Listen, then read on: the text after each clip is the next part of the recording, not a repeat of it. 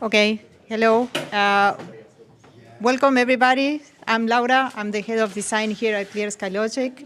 Very happy to host this event that was organized by UX Edinburgh. So thank you, Mike, and everyone from UX Edinburgh. And I'm really looking forward to hearing the wonderful speakers that we have today, Yana and Jean-Luc. So I hope everybody has a wonderful time. I've been coming to these meetups for a while now. I've met lots of wonderful people and seen lots of wonderful speakers. So very happy to host this year. So I'm just going to be very short so I don't bore you, but it's just a couple of logistic things to let you know. Yeah, that's the door. The toilets are through that door. If there are two toilets, if you need more, there are toilets on the second floor as well. There's an elevator there. The fire exit is at the bottom. And we have drinks, we have a bar, anything that you want to drink, you can just go there anytime. We're going to have pizzas coming as well. So, yeah, great. Yeah, we knew that was going to be a popular item. So, yeah, so any question, anything that you need, speak to us and we'll just see. So, yeah, so welcome everybody. Yeah, and yeah, I'll just pass over to Mike. Thank you. Thank you, Laura. I've got my notes with me today because I've got a very bad memory. So yeah, it was 3 weeks ago today, to this very day, that I attended my last UX talk here in Edinburgh. And UX Edinburgh, our group had been invited to cross-promote Edinburgh JS, JavaScript group, where Fanny Demi gave a fantastic talk on cognitive accessibility. And the only reason why I was there was thanks to this man over here, Alan, who had kind of provided that link up between our two groups. So thank you very much for that, Alan. So I was on the way to this meetup, kind of musing whether we could fit in, whether it was possible to fit in another one of our own meetups, you know, before Christmas, this side of Christmas. I thought, well, probably not, given we don't have either speakers, we didn't have a venue.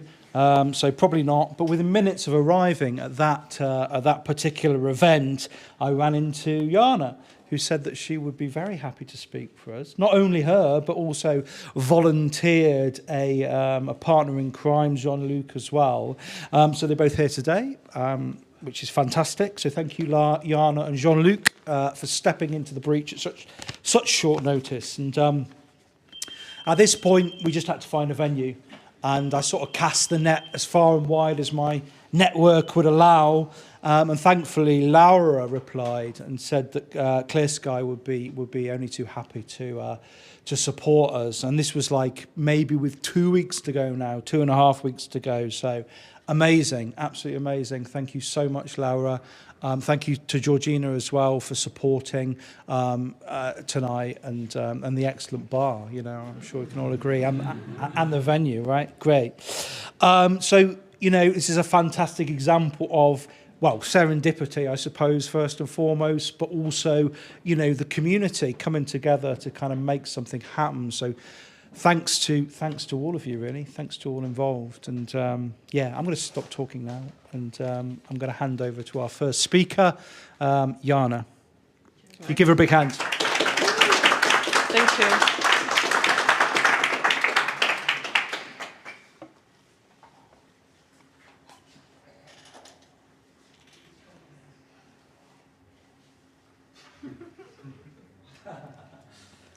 You can do it. Wait.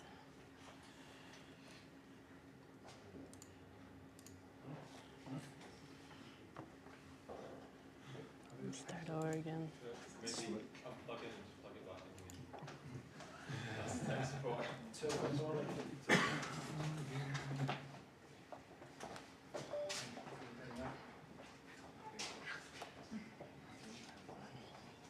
It did work. Yay!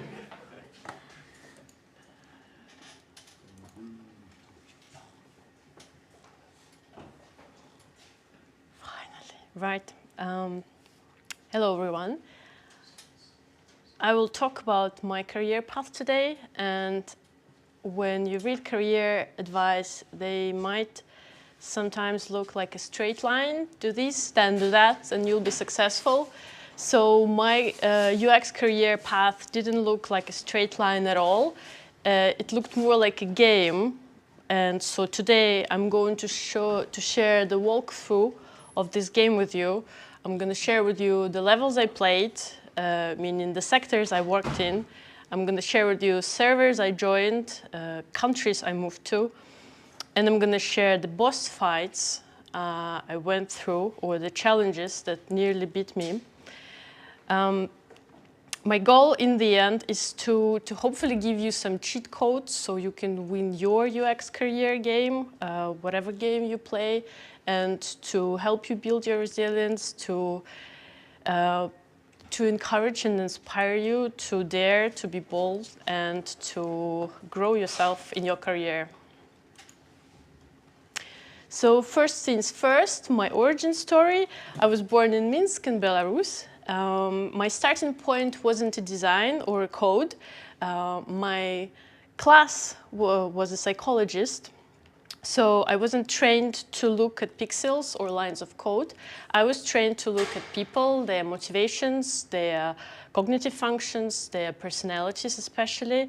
And all that turns to be quite advantageous for working in the UX.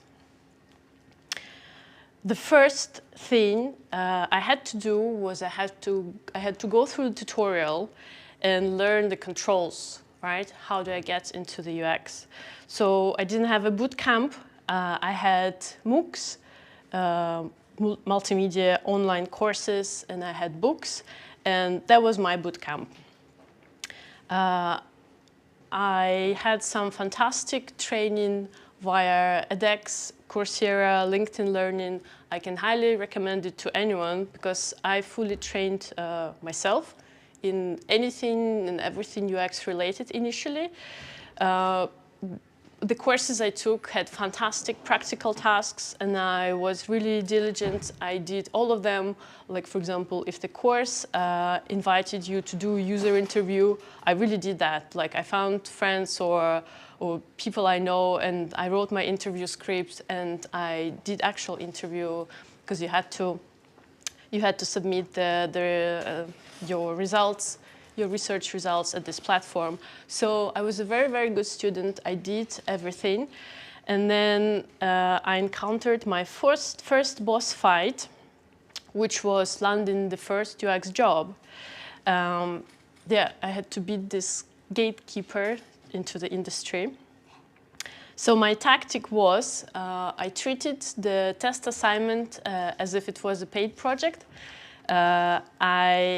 I really, really put all my heart and soul into that. I really was keen on UX. I really wanted to get the job. It was in Belarus. It was in video games UX department, and I really, really dedicated myself fully. So they had three tasks for the test assignment, and you can choose 2 of them that you can do. I did all 3 of them. One of the tasks was to find the flaws in the user experience of payment terminal machines. So I was running around the city. I was looking for the worst possible experience with payment terminals, and I found them. I did my heuristic evaluation. The second task was to do a survey. And I did it with all the little headers and footers, and I put the little logos of the company as if I was doing this survey on behalf of the company. And the third task was to design a usability test of automobile climate system. And I prepared all possible deliverables you can imagine. I had the full script of what I'm going to do step by step, everything I need to prepare, drinks, toilet, umbrella if you need to walk the participant from the building to the car, because the test was meant to be in the car. I wrote all the usability tests, each task of the usability test on a separate card, because I was meant to not only give the tasks like orally to participants, but also show them visually. I thought of everything. I even printed the consent for participant. So hopefully, luckily, my future potential employer, they really liked it. Later I learned that my test assignment was the best in the whole department existence, like around a decade probably by that time. So that worked. One cheat code I used was immersion, because if you want to work in UX in video games, it really helps a lot if you play games, actually. And I've been playing games all my life. That's an honest thing, and I didn't have to do extra homework here, luckily. So my lesson here would be, if you want to work in an industry, you have to speak its language, and that's especially if you want to work in games. So the first level of my UX career game was surviving in games. I entered the games industry. I worked in Games UX Lab. So for the context, if you never worked in games user research, the industry is it's very high passion, it's high secrecy, and it's crunch culture.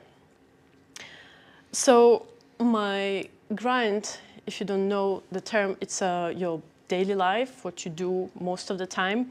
It was about sharpening classical lab-based user research and measuring fun and flow. That's what you usually measure working in games, while navigating intense creative egos. That's also part of the context in video games. At the start of my career, I made a typical rookie mistake. I did my study, my user research, and I came to stakeholders meetings with all my data, my insights, my charts, and I was like, you must change this doesn't work. Like, we told you that like 3 iterations ago, why it's still there? We told you it doesn't work. And this is not how it works, really, don't say that. In video games, like in every other industry, normally the user is king. Like, you're all from UX, you know that. But in games, there's also this creative vision that is king. And especially if you work, for example, my department worked as a service, which means that I wasn't embedded, I wasn't part of the project, of any project I worked on. We worked as a service providers for all the company project. The company was huge, which means that there were no build relationship, there was no trust build. Jean-Luc will tell you all about relationship building and trust later.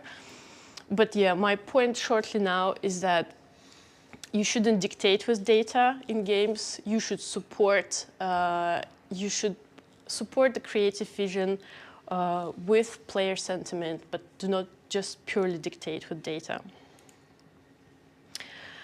My new level was a new map unlocked.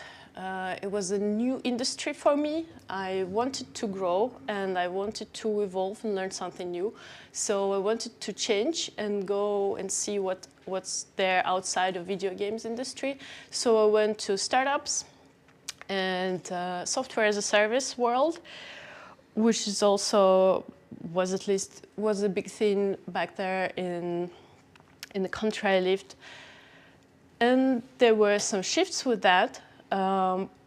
In games, UX is about flow in immersion. So you have this friction-full engagement. So people are engaged, your players are engaged, but there is a deliberate friction. There's a fine-tuning of difficulty and enjoyment, which meant to keep players in the flow as long as possible. Whereas when you work for software, for startups,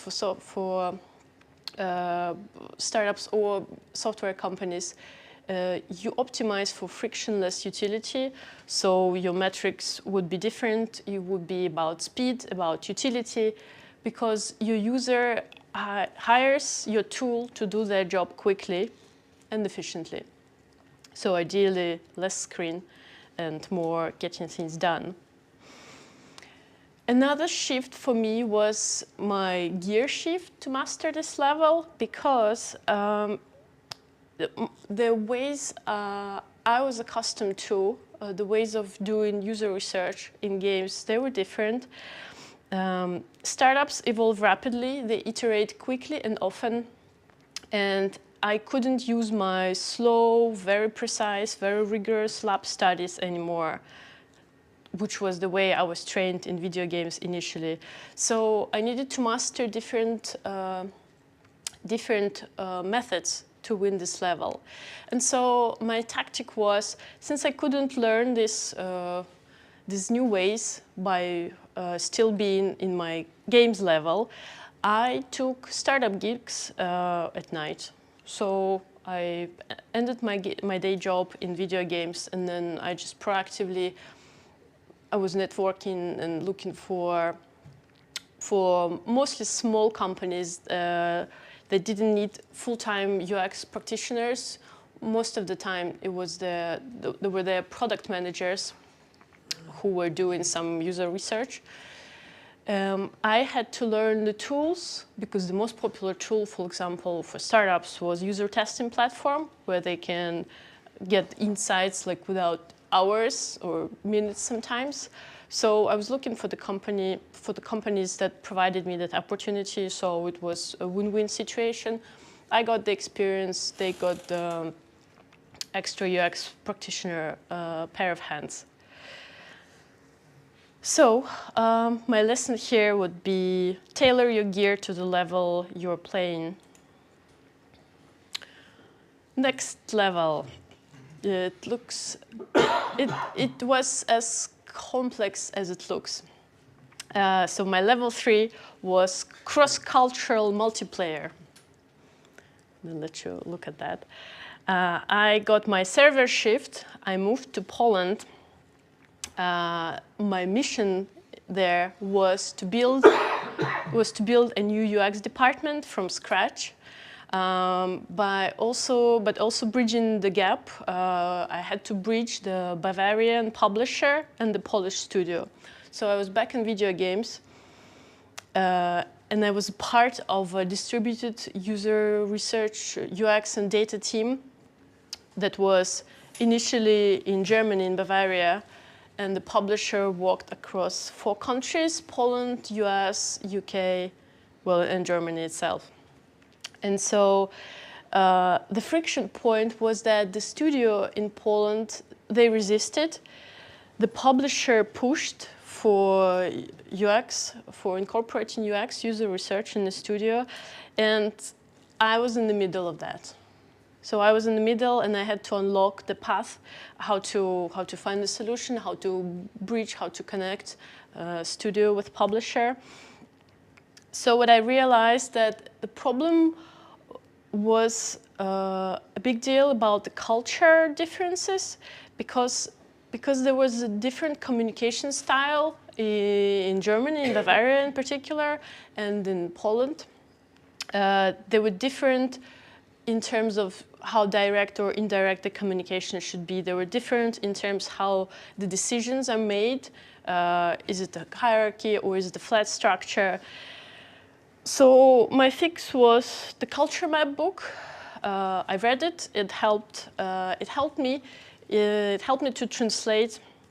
So I wasn't translating like the words in different language. I was kind of translating the value of the user research, using the right approach to it.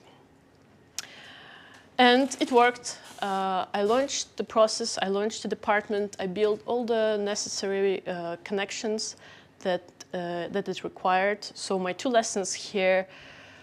Number 1 is discover the path as you go. I had no clue how to build a UX department when I joined, when I got this job offer.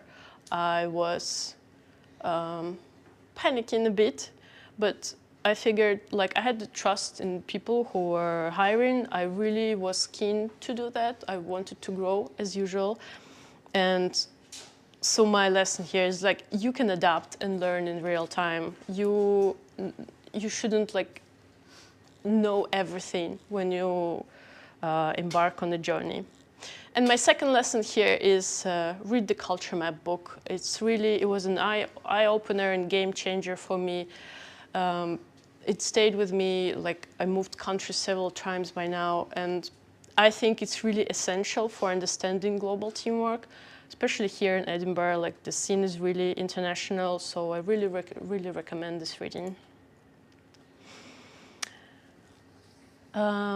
Next was there came the big win. It was a big win for me. I leveled up. I got a fantastic permanent contract in the UK.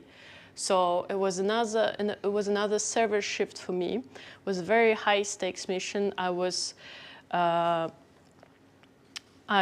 to move to Edinburgh. I thought I made it. It was really my dream. I thought it was a fantastic, safe option. But yeah, after just a couple of months, I changed countries and started in this new role. The company announced the redundancies, and it hit me as well.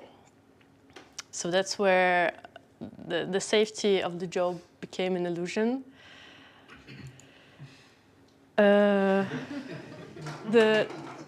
The hardcore mode of this level was that you probably know that industry, like, finding a job right now is really not that easy. It's less than perfect, I would say. So that was my hardcore mode. But I had a choice. So I could wait for the market to fix itself, or I could build my own consultancy to stay active and productive. And that's what I did. Consultancy became my end game, and that's where I have to explain some terminology, because in video games, the end game isn't the actual end. It's what you play after you maxed out your level. So you reach the maximum level, and now the end game is where your mastery happens. So for me, that meant that was building my consultancy, and I'm going to share 4 phases I had to beat to survive this end game. Phase one was about me as a product, what kind of product I will offer to the market. So my enemy at this phase was a generic freelancer, I would say, who sells user research hours. So I realized that I don't want to play the lottery game. My game should be more data-backed. And I needed the data, and I decided to apply, UX process, UX tools to myself. So I knew whom I want to work with. I was really keen to partner with indie game founders and tech startup founders. So I knew my target audience, and I went into a discovery research phase. I did my little R&D project. I interviewed founders, I found their pain points, and my biggest insight was that I shouldn't sell research methods. I should sell something my audience cares about, because they don't care about research methods. They don't care about empathy maps and stuff like that. They need to understand how not to lose the funding. They need to understand how not to waste money to designing something that nobody wants. So that's where I stopped. I stopped selling research methods. I started selling risk mitigation. I unlocked my skill of value proposition, because I figure out what kind of value I can provide. And my lesson here would be, don't sell user interviews, sell investor-proof evidence.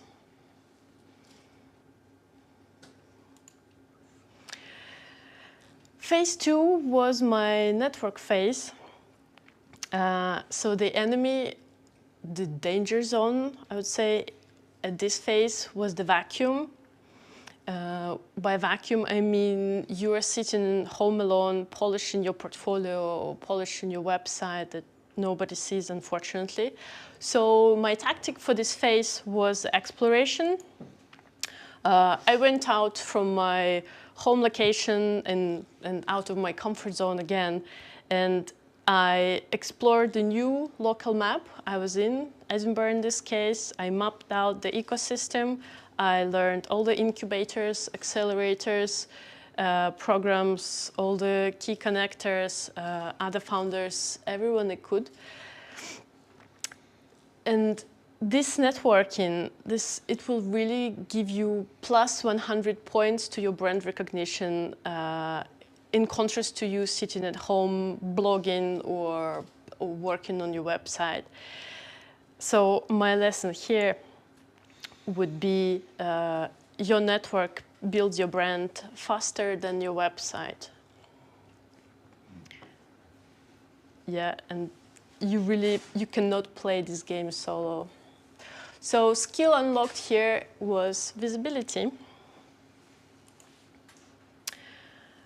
My third phase was about the system.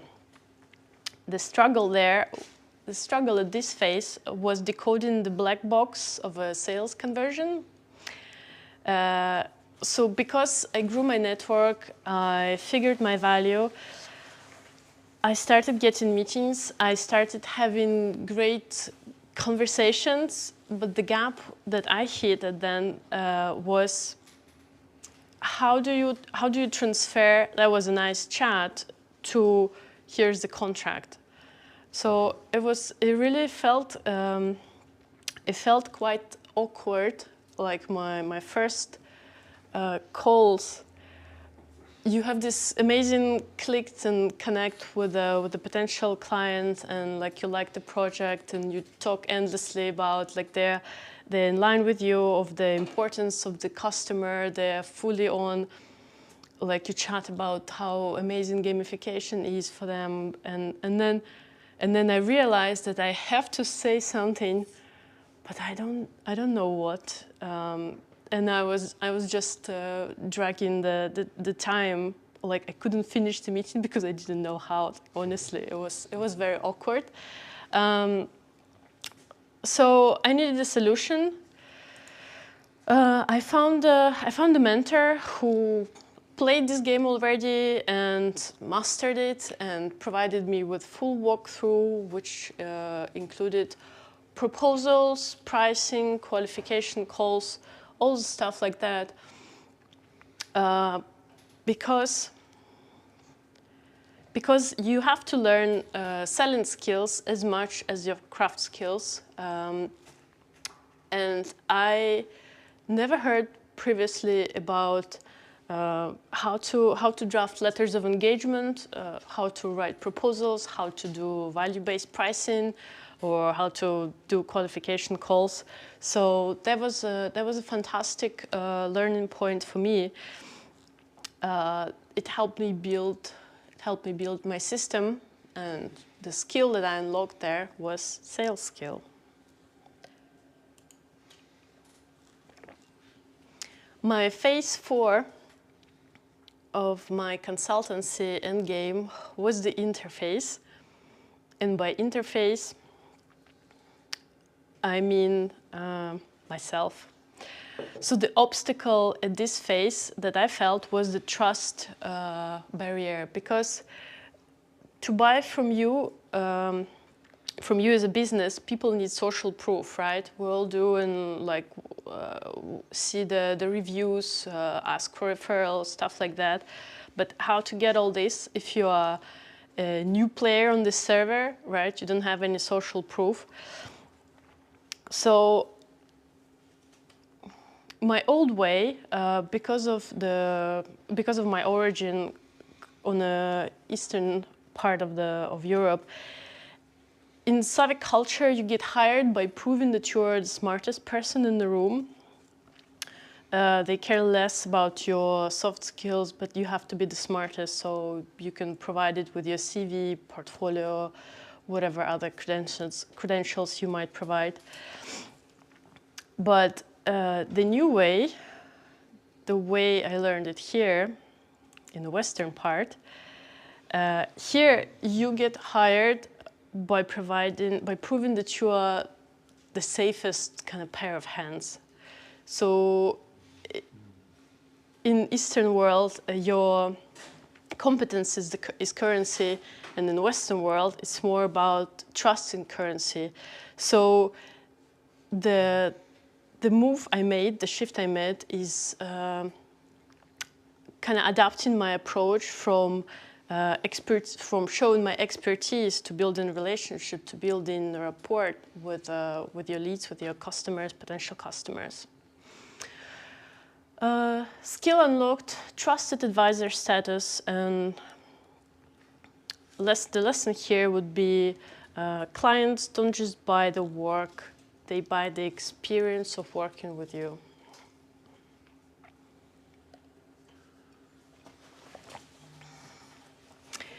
Summary, what are the cheat codes you can apply to win your game, whichever game or phase or level you're playing at the moment? Number 1, unlock the merchant skill tree. Learn to sell the value, not the craft. Number 2, join the multiplayer mode, build connections, and you'll never walk alone. Number 3, include localization, adapt your communication to the person in front of you. And number 4, press continue before you're ready, because growth isn't about flawless victory, it's about how quickly you discover a way to progress. Thank you.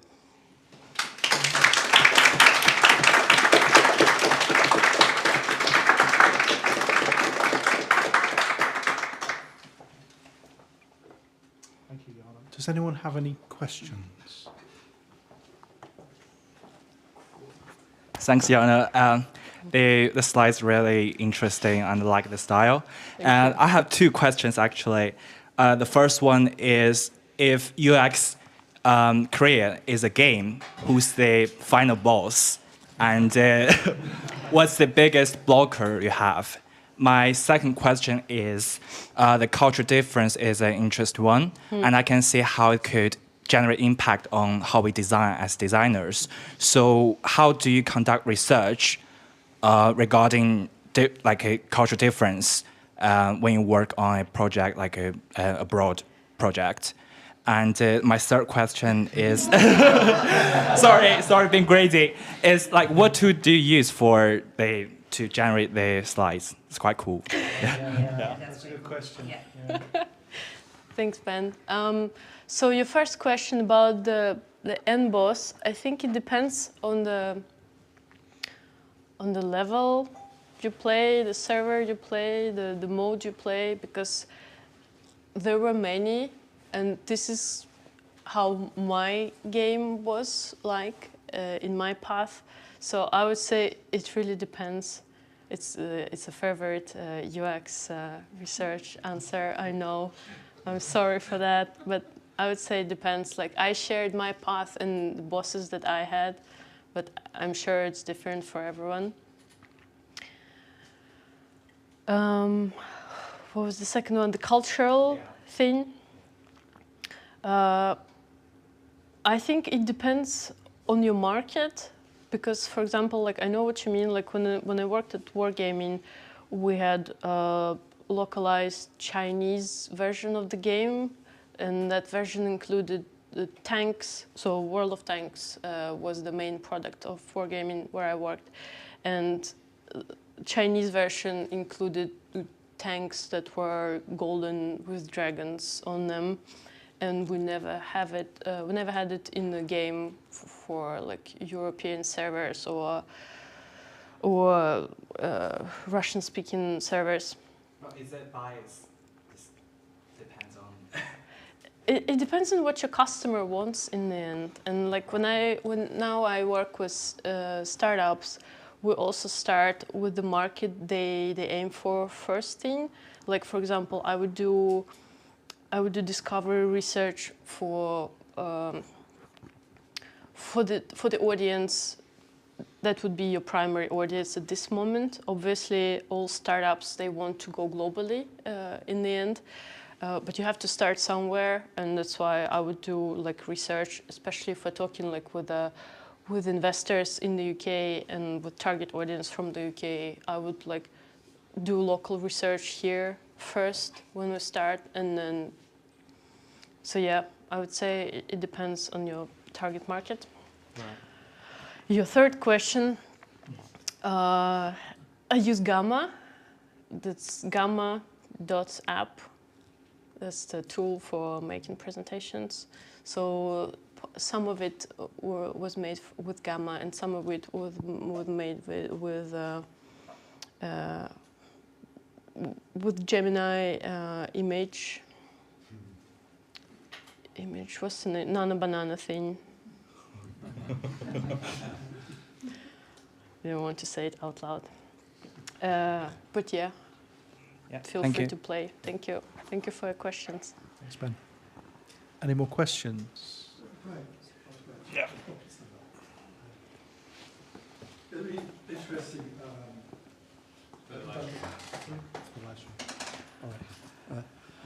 It's really interesting that you did this talk tonight, because I'm kind of in the same position as you. Two other friends of mine as well. The past 5 years I've been on a mini retirement, which has been awesome. Well, now I'm running out of money, so I actually now need to get off my backside and start working. So getting a job is really difficult. Yes, that's true.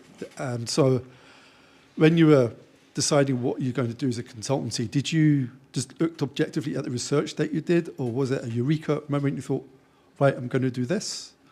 Or was it more of a kind of a slow burn where you had to maybe try and figure it out? Well, thank you. Thank you for asking about it. I'd love to share. So I was, I had kind of a, not an eureka moment, but I had a helping hand moment. One of my ex-colleagues, like top C-level ex-colleagues, reached out to me saying that they are starting their own consultancy here in the UK, and they offered me a role of being lead UX researcher there to run research for their clients and to teach their junior team. And so it was either this or waiting for the job market to fix itself. So my first thought, I think, while I was still in the call was like, gosh, I'm gonna have to do my own taxes. and like, bear in mind, like, it's a new country for me. I'm still learning everything, how to do stuff here. But I said yes, like, because I say yes, like, whenever there is a possibility, and I decided that I'll figure it as I go. So that was my kind of nudge, kind of triggering moment. So I figured that, all right, I have this partnership now. Now I just need to learn how to do the business part. And my first steps were, like, I was asking everyone I could reach for who looked like a self-employed person. I was like, hey, do you have an accountant? Hey, do you have an accountant? Because it felt like the most important thing to sort for me. Because, it felt overwhelming and terrifying, the money part. And so somebody pointed me to Business Gateway, which I became the biggest fan of, to be honest, because I think what they do is amazing, is an amazing thing. I think I treat them as a kind of free mini MBA, like they teach you all the aspects you can imagine that you need to know when you run your business. They teach you everything, even how to network. That I learned how to network there. Like, I'm like, don't get me wrong. Like, I wasn't like naturally networking person at all. I was. I've never done that, but like, I just learned here and there about different aspects. So at one of the, I was really rigorously attending the webinars and workshops online in person. And at one of them, I learned about the other networking group for small business owners, the Outsiders, which is also an amazing group. From the Outsiders, I learned about the e-corner at the University of Edinburgh, and there it goes like Codebase, TechScaler. So it just, you know, it's one step at a time. But yeah, I had my kind of the triggering moment. Okay, and just one question that pops into my head. So did you, kind of your first few contracts, did you charge straight away? Did you do a couple of freebies just to get out there? Or? It was also a learning curve. So my very first contract, because I was offered this by that ex-colleague of mine, they came with their own contract, and I was like, okay, because I didn't know better. So I was like, yeah, seems okay. Like I negotiated my price, but there was it. And then later, I started learning about the different kind of formats, how you can work. Like you can charge for hours, for day rates, you can charge for project, you can be fractional UX, you can be on a retainer, an advisory role. So this is something that you learn as you go. Now I'm quite flexible. Now I know about all of them, and I see the situation depends on my customer, on my potential client. I see their situation, see where they are, see what would bring most value for them, which format, and then I just pitch that. Okay, thank you very much. Thank you. Thank you for your questions. Hi. Hello. That was a great presentation. I also use Gamma.app when I want to teach or generate presentations. Oh, lovely. So that's great. So my question is, since you said you mainly work with startups now, how do you kind of collect user feedback in different phases? Let's say in the ideation phase, let's say a new startup that is just like trying to build something and they've not really started work yet, and they just want like to get some user input in the direction that will guide their direction. And then during the development phase, how do you also get feedback to be sure that they're actually going in the right direction? And let's say when the project or the app is live, getting feedbacks based on like updates, like, okay, we have gotten to this point, but are there any more, do our customers have more needs, or like, should we change direction, or is where we're going okay, and stuff like that? So for the context, thank you for your question. First of all, probably I haven't said, like, I'm still new in this my consultancy end game. I started doing that in May this year, so I didn't go probably that far yet. But again, it will depend on the format of work. So, like, if I'm in an advisory role and like the startup is really into keeping me on retainer, meaning I'm there, so I keep an eye on the strategy, overall UX strategy. That means I will be able to. Was a question about like me following the progression? Yeah, just kind of just like the best way to get like user feedback, user inputs, just to know what's best for the customers in different stages. So just to like the best way to get input. So after your research, right? When you carry out your research, how do you get the input? So do you send out surveys? Do you give the project to a group of testers? Is there like a... So you ask, how do I do research for them? Kind of, just to find out, because I think user experience, because I'm a website and mobile app developer, and right. User experience is actually a big thing. So there are times where you add a lot of features to the app that users don't even open. There are times right. where you have an app and then you have to consider sending email reminders frequently for users to always come back and want to use the app. So those kind of things. So right. for companies who don't take UX research into account, they just keep adding stuff based on what they want to do, but it might not really connect to what the user actually wants. Right. So I just want to know the kind of techniques we use. Okay, do we have an email list and we send an email to our users to ask them for feedback? Right. Or do we give, let's say maybe during the beta testing, we send our app to a group of users to test, and that's the group of users that were kind of targeted to test, and they'll give us feedback based on their experience. Or let's say initial research, we've not started building at all. Yes. How do we reach out to users and tell them, oh, this is what our product is about? Right. And okay. what do you think? Yeah, I think I got it. Thank you for clarifying it. So again, it depends on the project. So I will just find a way, like depending on where the project, which state it's in, and what kind of resources they have. For example, obviously great if they have money. I would just go and hire like user interviews platform, and they will have their own panel, and they will deal with the incentive and GDPR and everything.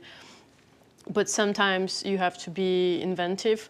For example, one of my founders I worked with, they develop an app for dog owners, and that's where we just use our own networks. So they had their own little waiting list, luckily, but also I was just giving a shout out on socials or just asking people, right? Do you know any dog owners with like problematic dog or stuff like that?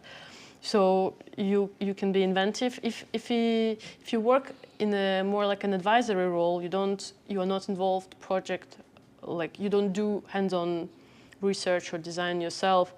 It can be part of the strategy, for example, research strategy or UX strategy I advise. So I will tell, listen, this is what I recommend you doing, like if I'm not involved, then do it on your own or hire any other contractors.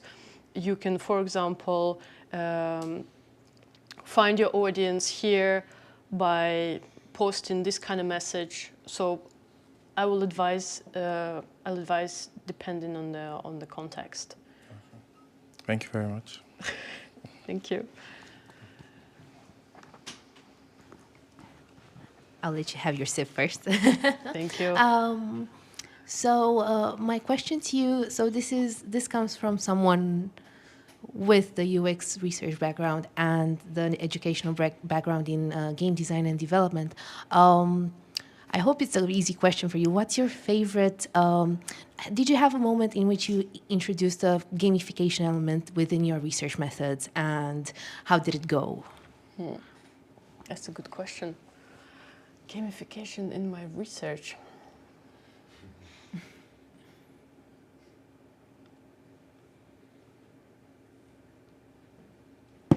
Probably by the time when you were working for the video game companies beforehand, maybe. The only gamification I can think of was probably the active rewarding of participants. Yeah. And probably the progress bar. Because, for example, when I worked at Wargaming, for some bureaucratic reason, we couldn't pay them, because I know some companies just pay money. So we gave them instead a huge bag of merch. Like, there were so many things, and hopefully that was their kind of dopamine reward that they were getting from being our participants.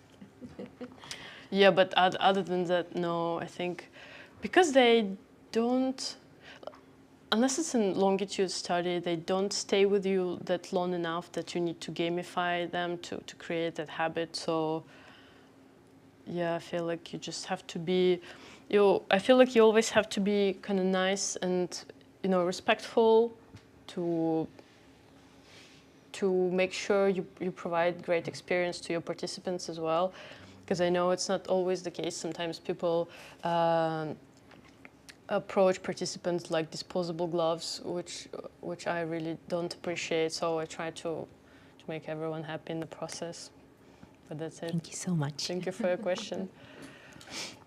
How do you keep your pipeline filled with projects? I used to run an agency about 10, 15 years ago, and always filling the line of the projects. I'm assuming it's just you as you're the sole employee, but Yeah. I mean, you've got to be the salesperson and the worker and the everything. Yeah. Thank you so much for that question. That what keeps me busy and up at night, because yeah, you have to work in your business and on your business, and that's why in my talk description, like I gave both like safety of employment and freedom of consultancy put in quotes, because You're a slave to that. it might seem as a freedom, but it's a hard work. It's a lot of work, and again, my consultancies. Well, add some employees to it, and you're just going crazy. I really think about that because I feel like that's a lot, and like I have to be sustainable. But yeah, this is what I'm thinking as well. Thank you. Thanks very much, Yana. That was super interesting. Thank you. Big hand for Yana. Thank you. Thanks, guys.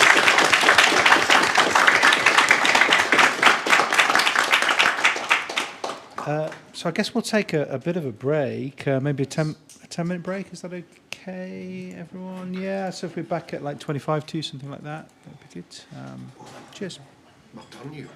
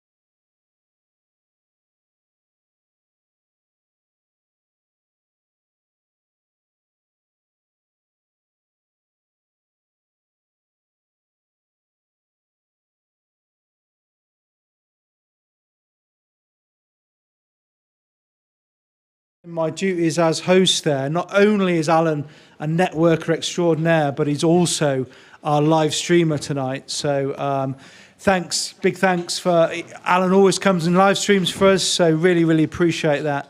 Thank you, Alan. Yes, indeed. Okay, I'm going to hand you over to our second speaker of the evening. Jean-Luc, over to you. Thank you very much. Hey everyone, thank you for taking the time to listen to both talks. My name is Jean-Luc, and the thing that I'm going to try to make us think about is what happens at companies that are big enough to have several departments, and why does it sometimes does not work, and vice versa. The perspective that I bring is that I had to fit in a couple of times. I've been working for 12 years, and I've only known a single industry, which is the video games industry that Yana shared with me. And 4 times, I had to be either the very first UX practitioner at the company, or I was part of the first wave of UX practitioners. So think designers, researchers, strategists, people like that. And try to guess out of the 4 times, how many times it was easy. So that's why I'm making a talk about it. The perspective that I bring to this discussion that I want us to think about is that over the 12 years, I got to move around a bunch of countries. I worked in Sweden, in France, in Germany, in England, and now in Scotland. At first, I was a UX designer. Later, I became a user researcher.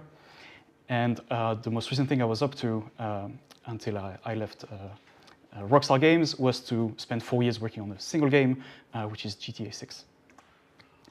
The special thing that I bring that I think not everybody can bring that is this third box at the bottom here.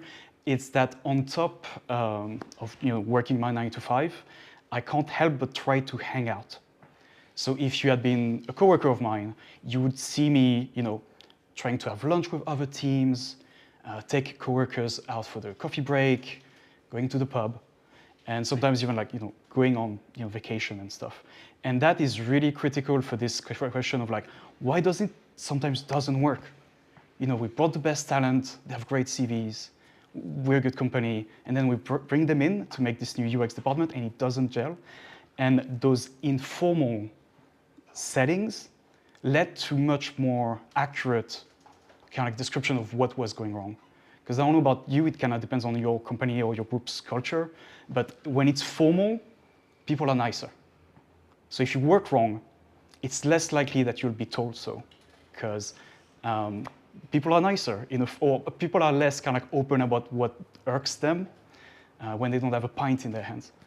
And it's even more of a problem in those settings when, again, 4 times I was trying to fit in, because there's very few people on Earth that want to be the first one to criticize the new thing. Because you're this new thing, you're like this fragile new idea. And so you're even less likely to get feedback that you need. So that's the kind of question or the discussion. Now we talk about the main characters in there. For this audience, it's kind of something you probably know really well, but these days when I talk to people who are less aware of the user-centered mindset, I use this wheel that I made, and basically the characters in the story is everyone that has to be involved in the iteration loop.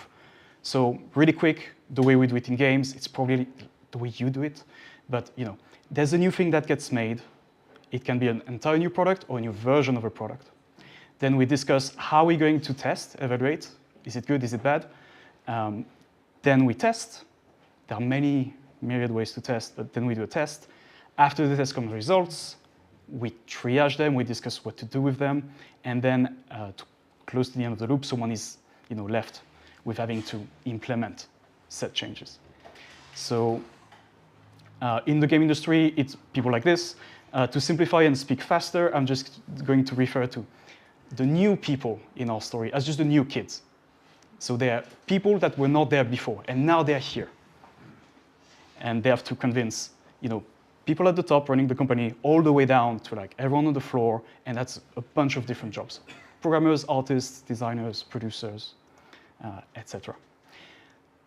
I've been doing this for 12 years. I like to hang out. So I think that between me and other people I know well, I think I can see the pattern. So usually the way it works is that I can tell within 5 minutes after talking with like another UX practitioner if they are in an environment where it has kind of worked. The organization has absorbed the UX people and it's good, because usually it looks like this. It's not that you get like a full-on like blank check, but you at least get a chance. Some of your ideas will lead to some kind of project. You'll get some financing. We'll give you a chance. Another telltale sign is that at least, I don't know, 30% of the workforce gets what you do. That might be optimistic, but at least some people really understand like your job description basically and why you were brought in. And then this one is, again, rarely they have the talk with you about it, but implicitly behind the scenes, some very important people are also kind of like going like, thank God we didn't slow down the pace at which we ship things now. We added new people, we haven't slowed down. We're still okay with like our return on investment and burn rate and head count and all of that. Sadly, sometimes when I hang out, I get people who are not in that scenario, and then it's the reverse. And I just made up 3 quotes that to me are like the kind of stuff I tend to hear. So I'll put them on screen. And it's the third one at the bottom that to me is the most interesting. Again, we're trying to look at this question, and instead of like trying to point fingers, like, oh, it's a bad department, it's a bad company, it's a bad UX person, we're trying to understand, like, is it a system? Can we identify how to kind of fix this? And so if we look at the third one, over 12 years, I've heard it, spatially it was dispersed. I heard it in Sweden, I heard it in Paris, I heard it in Frankfurt, et cetera, et cetera. But then there's another layer of how it's interesting, is that I heard that, I didn't get it, from both sides. So I would go for a pub with like the new kids, and they'll be like, they don't get it, they don't have the mindset, they've never done a user test, blah, blah, blah. And then later on, I would hang out with, engineer, principal architect developer, someone with like 15 years at the company, and they would be like, man, the new kids, I don't get it. And because I moved around, I think that statistically, it's unlikely that people I worked with company A told those thoughts to company B, right? So it's not like, it has to be a system because there's a pattern, because people who've never met say the same words. So we're going to go into that. After 12 years, I think I also know you. Imagine that you're like the main character of our story. So you're this new UX person. And I think I can figure you out. Like most of your traits are like kind of evident to me. And the first one is this one is like, especially in my industry, video games, you're so psyched. Like that might be the most defining thing of how do you think about that job you get. You're so psyched. You talked the ears off of your friends and family about how you're getting that job. You mentioned it on social network. You're super happy to try this thing out. So that's your trait number 1. Number 2, statistically, because you're a new kid, at least in my industry, it's kind of a thing to go grab someone senior from a different industry. Because as Yana mentioned, it looks safe. Way safer to go with someone that has like the credentials. And they will win, right? Surely. And the third thing, again, with this crowd, it's known, but you probably have an origin story where you saw like someone you love, you tried to use a device, it was an unpleasant thing, and you made it your thing to kind of try to fix the world in that way. The fourth one is really important. That's not a negative, but it's a thing. The people who signed the contract with you don't really know exactly how you're going to be useful. And that's okay, we're going to define that together, but it's vague. And here, this is a talk that originally made for a game conference. So this is a character from Fallout, the TV show, which is also a bunch of games. You don't have to know what Fallout is. What you have to understand is like, it's a character that when, nuclear war wiped the Earth, they were safely in a bunker. And they continued society underneath. And so they're just kind of like, really optimistic and trustful and really psyched to be there. And so that's you. and there are other characters in the story, and them too, after 12 years, give or take, I think I can see things that they tend to share. First, they had to ship things. That was not pleasant. And so they had to, the usual like kill your darlings. They had to make a choice between like making money come quick versus like long-lasting, stable product building. They had to make a bunch of compromises. Again, statistically, in contrary to you, they know what it takes. So they've been kind of like battle-hardened by how tough it is to ship a thing. I'm sure that in all industries it's really tough, but believe me, in video games, it is really tough. And then that's the thing I wish someone had told me when I was like a student. At least in my world, in those companies, across all departments, it's not just the programmers, there is an over-representation of a type of thinker. We all have brains that work differently, but I think we have way more systemic thinkers. And by that, I mean people who don't only think about their work, and they're kind of like, close unit. They go, okay, I've now finished a handover task, what then? And so they try to think about like downstream effect of what they do on others. And in contrast to you, they've been around, so they know exactly what a good week of work looks like and what a bad one looks like. So they know what productivity looks like to them and vice versa. And again, using the Fallout analogy, they didn't get the bunker. They were outside. Another cast of characters, depending on the size of the company, you might never ever kind of like talk with them. They'll say hi in the hallways or something, or on Zoom, but they're really important. In games, it's kind of tricky for us right now because we're faced with a rising kind of like return on investment challenge. And the type of game that is really popular, which is your typical like big game, think like costs 50 quid, now 60, it's on PS5, you buy it on Christmas to your family. Those things keep costing more and more people to make. Burn rate, head count, time to ship are things that are very, very important, but those discussions, at least at first, you won't hear, even though they will impact you. And so basically, they look like this, always.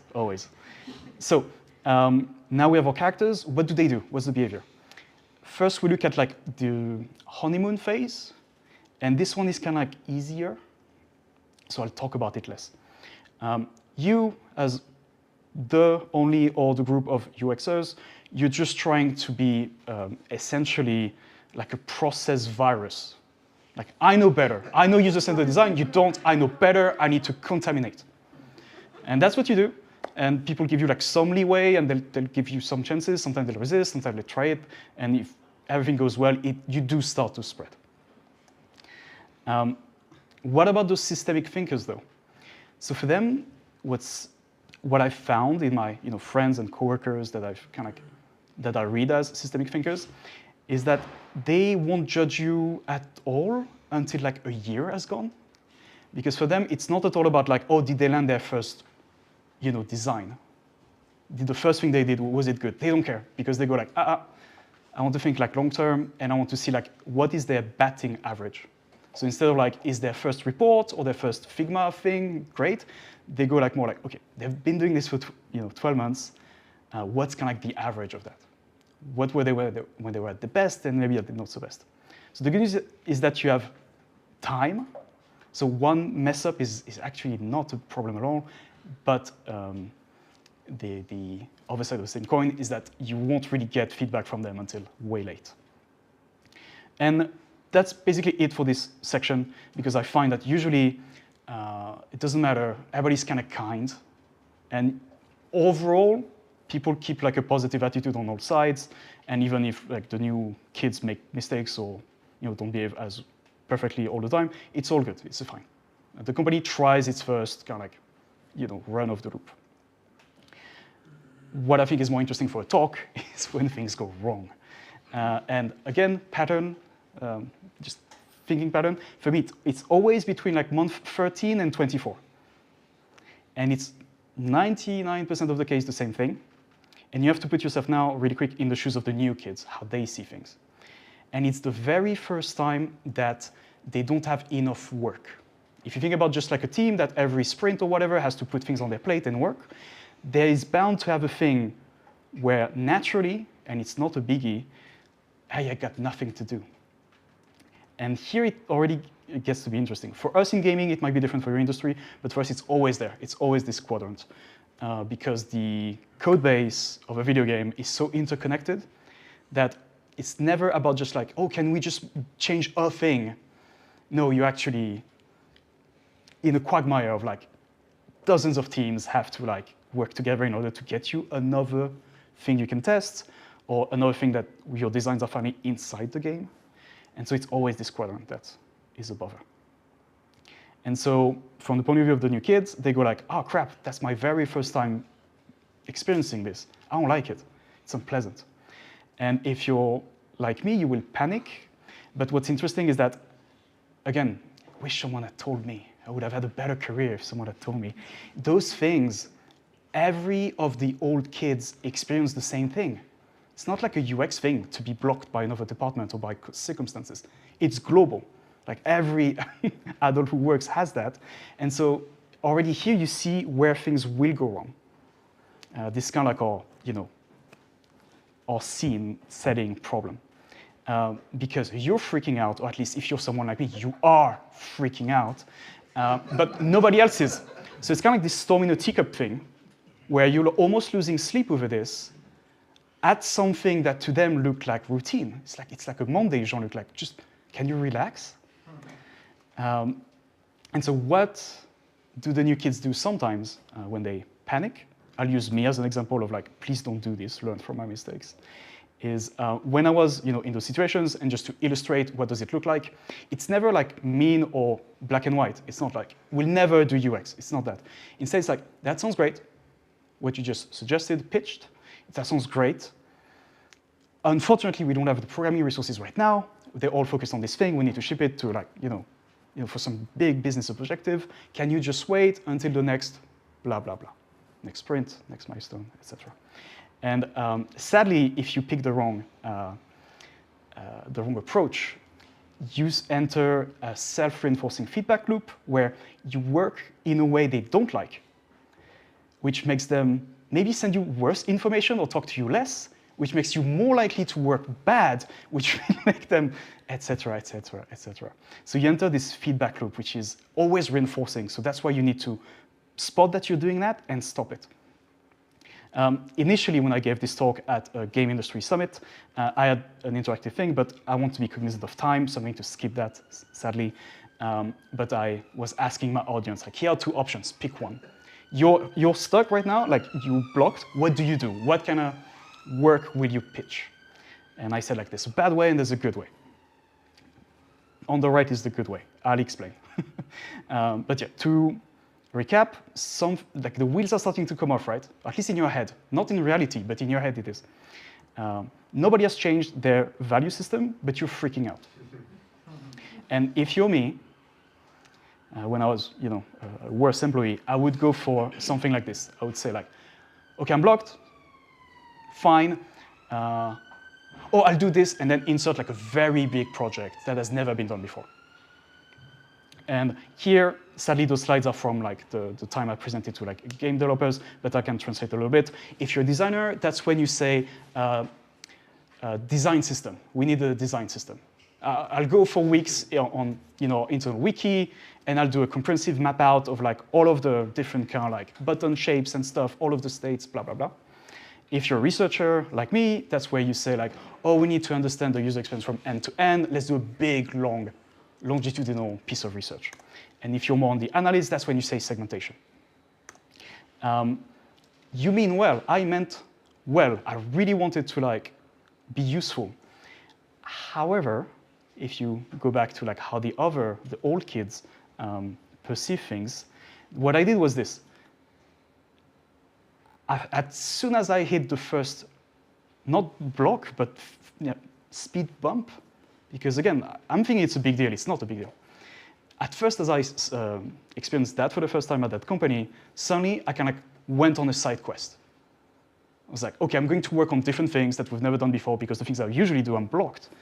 and I'm going to, in order to impress you all, it has to be big. And unfortunately, what you're saying, the same stuff read through the brains of especially the systemic thinkers, you go like, okay, they've already given up on the rhythm of the entire company because now they're kind of pitching and delivering stuff outside of our regular moments when we talk about what's built and what's. So suddenly, like, they don't show up to a sprint review because they're busy like running a study or something, and they're off step all the time. And then what's a worse crime that, again, like someone should have told me at when I was younger, is that you can do the best piece of work, but if you put it in an app that is a pain to get to, you did no work. Or at least the statistic, the chance that someone will read your work goes way, way, way down. I'll go back to that, but that's a really important thing that I wish I had known. For game developers, usually it's Perforce, which is just like a build management system. And what I was way too slow to realize is that it becomes, for most people, the first thing they read in the morning. They sit at their computer, they log in, coffee, and they read who has pushed new content to, the server. And I was never there for so long in a way that was detrimental. So again, just for this first tiny thing, we're already starting the reinforcing loop. I could tell that I wasn't the only one because whenever I was hanging out, talking with other UX people, they would complain, they would be sad, or they would be partially frustrated. And that sentence was often the key thing that triggered them. They were like, I've been here for like 9 months, and they had this important meeting. Suddenly they decided to change a design, and I wasn't there. And so that is something that I think we also need to unpack, and don't fall into the pointing fingers. The people in the meetings were not bad people. It's more like a system, and you can get it. So what was happening to them is that, Jean-Luc went on his side quest, and with the way I think about work, and I've been here for 15 years, the thing he came back with, it kind of doesn't help. Like, he meant well, I can tell, but it's not the stuff that I kind of usually use in my sprint and my perception of other teams, etc. And I think a useful way to really hammer down on doing big projects can be detrimental for new teams is this one. So imagine that you're the blue circle and you're going to deliver work, and there are 2 ways that you can do it. You can do big or small. This was a big. What happens when you get into this routine of doing bigger things is that you send them, once in a while, and very likely you've sent so much that the other teams are all booked up with your stuff. A given team, a bunch of designers will have up to this many hours per month to kind of go through your work, and they haven't finished reading the first thing that you deliver a second thing, and so you create the opposite of what you want, which is like someone says like, that's great, you did great, can we not talk for a few hours or days because I'm still busy reading you from last week. And so what I should have done instead, and what I try to do now, is way more smaller stuff. And here, this little diagram, I wrote it so that the connection between the teams, they expire over time. They become invisible, as you can see. And so the big projects approach, by definition, is less frequent. So your links with the others, just like meeting them, talking to them, showing your face, they fray. And so for that reason, I advise doing this, which is doing something way, way, way less impressive. But the trade-off you get for doing less, kind of look at me, I'm a big shot person. If you look at those lines, they don't go away, they don't disappear. And so usually teams that work like this, before COVID times, you would see them running around the office. They would always be at someone's desk, talking, getting invited to stuff, and that I think is better. Another problem, I really like this. And this one goes back to, if you think about all of our characters, there's the ones that never talk to you. They still exist though. And you've now, with your big project approach, you've created an invisible kind of killer problem where the most important people at the company start to hear from their top people, their best soldiers. Those people start to say sorry, I can't talk to you right now. I'm busy reading Jean-Luc's thing. So you've now made other departments visible, or at least the perception that they're slower too. And that will play, again, that will be detrimental if you don't get on top of it. Then last thing, it's also important, it feels like shit. It's an awful feeling. You feel like a team, like a company inside the company. If you don't feel like one of us, it's terrible. To go back to the why wasn't I invited slide, why did you, what happened there? If I'm saying that they were not bad people, then why didn't they invite you? Well, it's because of this. You're new, so they don't know you too well. They haven't you completely figured out yet. Oftentimes, very business impacting things are done ad hoc. Nobody thought we'd be talking about this today, but we do.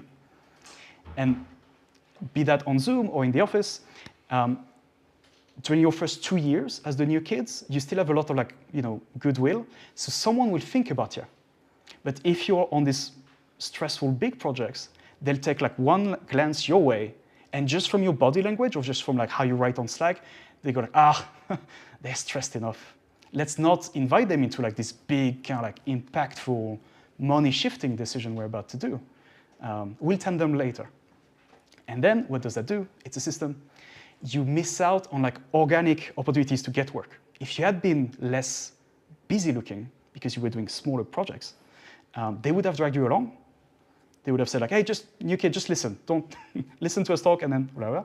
And then it's very likely that as they can riff on what needs to be done, someone will be new kid, you can help, right?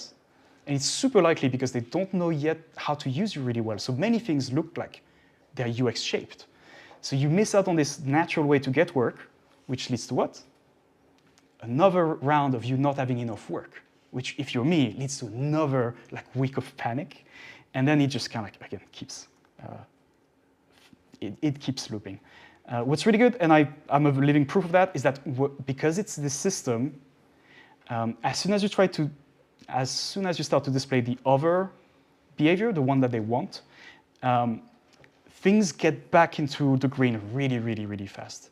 It's self-reinforcing both ways. That's what self-reinforcing loops are. And here, I'm now going to try to abstract things a little bit because initially my slides were all about game industry stuff. So I'm trying to rewrite it for, I guess, all industries. You'll tell me after this if it was any successful. But basically what they're trying to get the new kids to do is less about quality of work. Counterintuitive, but true. It's less about quality of work. And it's way more about can you start and stop working when we do? So that we can all review together during the review moments. Can you deliver things that are scoped in a way that we used to be able to ingest in any given week or month? And can you just be more in sync with us? So instead of having I'm blocked, I'm stressed out, this is a nightmare mentality, I should have gone from this sucks, 95% of the stuff I want to do is blocked. What about the remaining 5?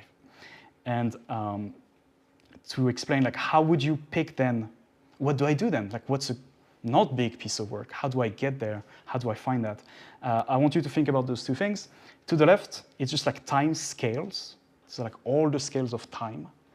And I would just use a very uncompromising way of saying out of all of the things that I'm about to pitch to the old kids, anything that I cannot do in days, I kill. So I stop myself before I pitch a weeks-long thing because I don't want to be in that diagram where there's no line between me and the others. So that's the time aspect. That's how you pick a better piece of thing to work on. And then this other thing, I just grabbed this. It's from some company that cares about ergonomics, how to sit at your desk. And it's a very useful reminder for me because I know physically that the things that are closer to me I will use more and vice versa. But I forgot that the rules apply in the digital world. So if I'm the only one using Slack and everybody else on Microsoft Teams, me writing on Slack is me putting work in the red zone. And so that's something that I think is doable for anyone at an office. Try to get a read on what's in the green zone, what's in the orange zone, and what's in the red, especially for the teams that you're trying to get to like you. So for example, for me, this was one of my companies.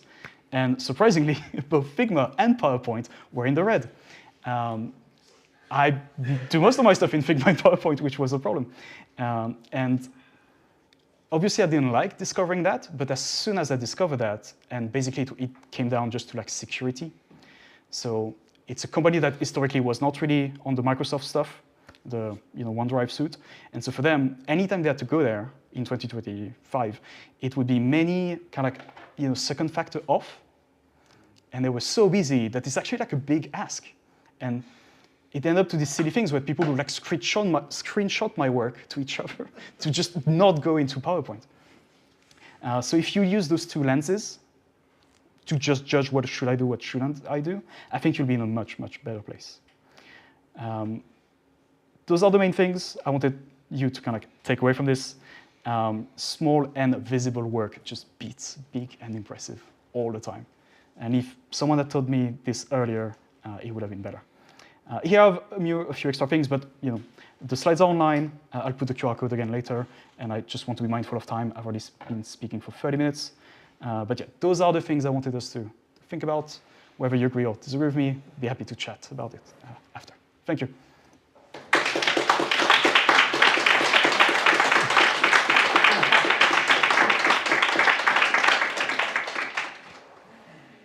Thanks, Jean-Luc. Do we have any questions out there or thoughts, Ben?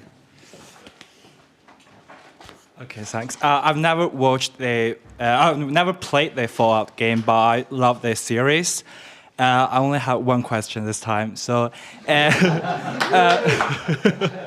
so I know new kid is a metaphor in this context, but do you think if it is relevant about age and experience? Because for a graduate, as a new kid, you can make mistakes for your first project, like the first year.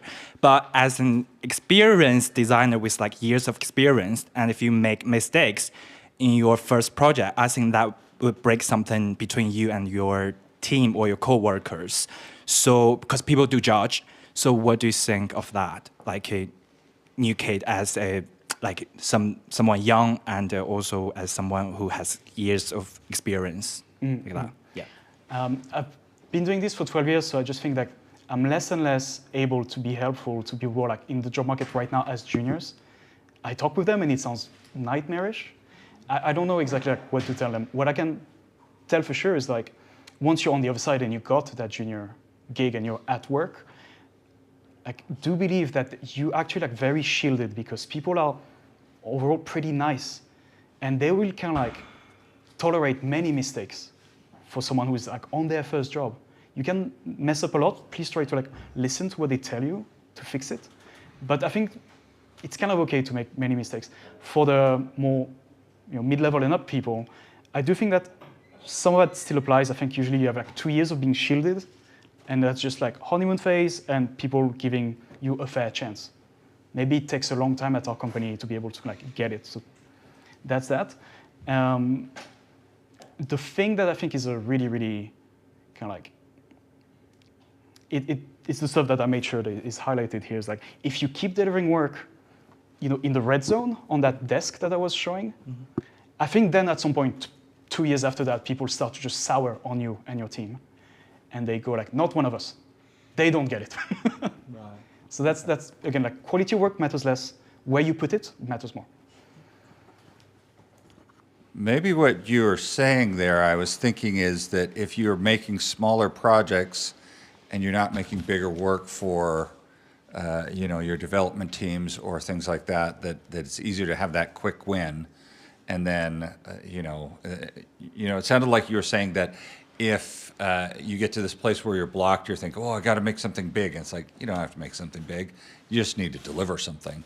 And then something that can be actionably moved on from there so that you're not out of sync with your team.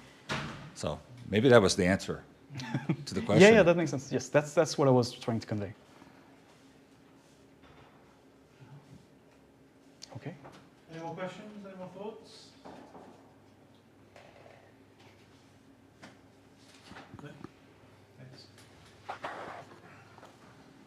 Yeah, I think it's, I don't know, I'm trying to think, I'm trying to process what you said there.